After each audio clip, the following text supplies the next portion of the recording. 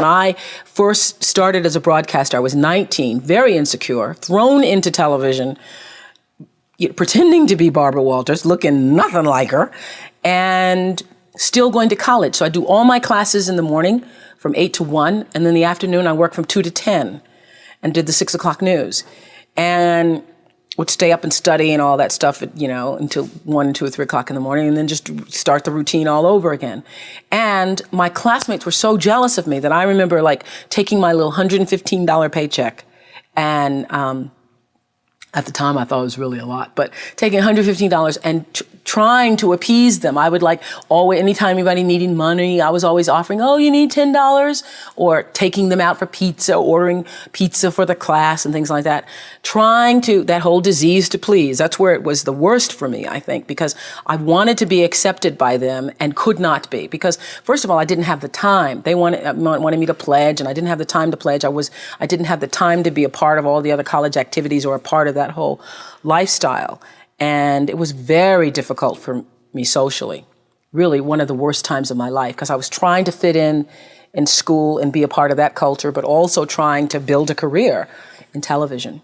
It's very difficult for me to even see myself as successful, because I still see myself as in the process of becoming successful. To me, successful is getting to the point where you are absolutely comfortable with yourself, and it does not matter how many things you have acquired. The ability to learn to say no and not to feel guilty about it, to me, is about the greatest success I have achieved. The fact that I have, in the public side, done whatever is fine. It's all a part of a process for growing for me. But to me, to have the kind of internal strength and internal courage it takes to say, no, I will not let you treat me this way, is what success is all about. It's the same thing that prevents you from being abused as a child, that prevents you from being abused as an adult, that allows you to build success for yourself. I will not be treated this way. I demand only the best for myself. You are worthy to say no. That it's okay if you say no. It's okay if you say no and then people don't like you. That's really okay. The important thing is how you feel about what you're doing, how you feel about yourself. It's a long struggle, though. It's a long struggle. And I'm just hoping that, in the work that I do on the show and the speaking that I do around the country, and that young people who are watching this can get the lesson sooner than I did. Because it's painful, because you keep repeating it over and over and over until you get it right. And what I found is that every time you have to repeat the lesson, it gets worse. Because I call it God trying to get your attention, the universe trying to get your attention. So we didn't get your attention the first time, so we're going to have to hit you a little harder this time. So I'm still doing it. I'm still learning. Create the highest, grandest vision possible for your life, because you become what you believe. When I was a little girl, Mississippi, growing up on the farm, only buckwheat is a role model, watching my grandmother boil clothes in a big iron pot through the screen door because we didn't have a washing machine and made everything we had. I watched her and realized somehow inside myself, in the spirit of myself, that although this was segregated Mississippi and I was colored and female, that my life could be bigger, greater than what I saw. I remember being 4 or 5 years old. I certainly couldn't articulate it, but it was a feeling, and a feeling that I allowed myself to follow. I allowed myself to follow because if you were to ask me what is the secret to my success, it is because I understand that there is a power greater than myself that rules my life. And in life, if you can be still long enough in all of your endeavors, in the good times, the hard times, to connect yourself to the source, I call it God, you can call it whatever you want to, the force, nature, Allah, the power. If you can connect yourself to the source and allow the energy that it is your personality, your life force, to be connected to the greater force, anything is possible for you. I am proof of that. I think that my life, the fact that I was born where I was born in the time that I was and have been able to do what I've done, speaks to the possibility, not that I am special, but that it could be done. I remember when I started the school and I said to my beloved friend, Maya Angelou, I said, Maya, I'm just so proud that I was able to create this school. And I said, this is going to be my greatest legacy. And Maya said to me, you have no idea. Right. You have no idea what your legacy will be, she said to me, because your legacy is every life you've touched. And that shifted the way I saw legacy or what you leave behind or what you do.